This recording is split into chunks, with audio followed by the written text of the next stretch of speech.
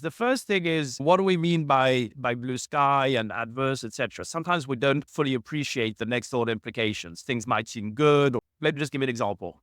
Take share buybacks. Wonderful. Share price went up so much, this, that. 2 years later, there's a pandemic or some other event. And then basically you come begging and because you're running out of cash. And that is because it's asymmetric. That's to use Nassim Taleb, not anti-fragile. It's fragile, basically. So what Harvard teaches you about balance sheet optimization and all of that, and believe me, I was an investment banker for 20 years. I was global head of M&A. I understand all these things. But basically, it's just all wrong because the second there's an issue that's existential, you run out of cash. And basically, guess what? Silicon Valley, meanwhile, was sitting on close to $1 trillion of cash on their balance sheet. Was that inefficient? Did that cause a problem for NVIDIA, for Google, for how much are these companies suffering? They're not. So the first thing I'm just trying to say is you need to reframe how we think about what's blue sky, what time horizons, what degree of risk. And that's linked to IIR because IRR, and again, believe me, 20 years of investment banking, I understand how these models work and how decision makers and boards and C-suite make decisions, but it's completely wrong because effectively it assumes that we understand what's happening, that it's going to project to the future in a linear and predictable way, and that we can measure the unmeasurable and predict the unpredictable. And so the concept of IR, I think, is something in its own right, which is debatable in terms of value. The next thing is, in line with this measurability is, does it cost more? It's like the pandemic or these things. You think you're saving billions, but you're wasting trillions. Does it actually cost more to build resiliency in the systems, to be opportunistic for ideas, to find ways of not having a single point of failure if things go wrong in a fragile, nonlinear world? So let me give you another example. If you take, for instance, the satellites, okay? Viasat, which we love and know in California for 50 years, been doing all the military satellites for most of the Western world.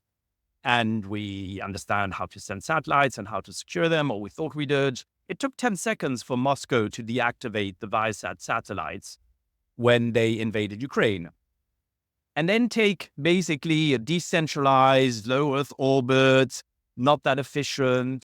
Maybe is it more expensive, less expensive? It's not fully understood, which is basically the Starlink satellite constellations.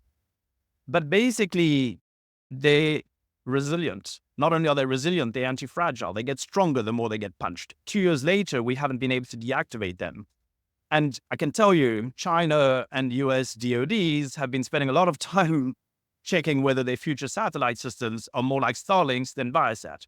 So the thing about fragility and single points of failure, and in this complex, unpredictable, nonlinear world, you can't have single points of failure. So there's this assumption around what is resilient, what is opportunistic, would it cost more to prepare for all scenarios? No, it doesn't necessarily cost more to have systems like Starlink that don't have a single point of failure versus a Viasat. That's not a given. Does it cost more to prepare for a pandemic than to not prepare and then to waste trillions? So the question is, I'm trying to draw parallels with the idea that you can measure things and have an IR on it. And so in the end, we're really looking at building antifragility as a foundation, which is if things happen for good or bad, you want to be able to take advantage of them. And there's certain features of antifragility. They like change.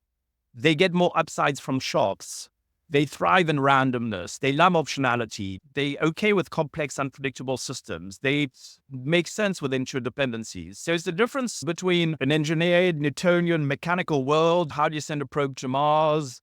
That's a kind of complicated, but we understand how it works and it's reliable and predictable, ex ante, etc., versus complex, which is nonlinear. And for our complex, nonlinear, asymmetrical world, we need anti-fragile foundations. We also need to be thinking in an anticipatory way, looking longer term and understanding the next order implications and the knock-on effects. And then you need the agility to make decisions in the here and now.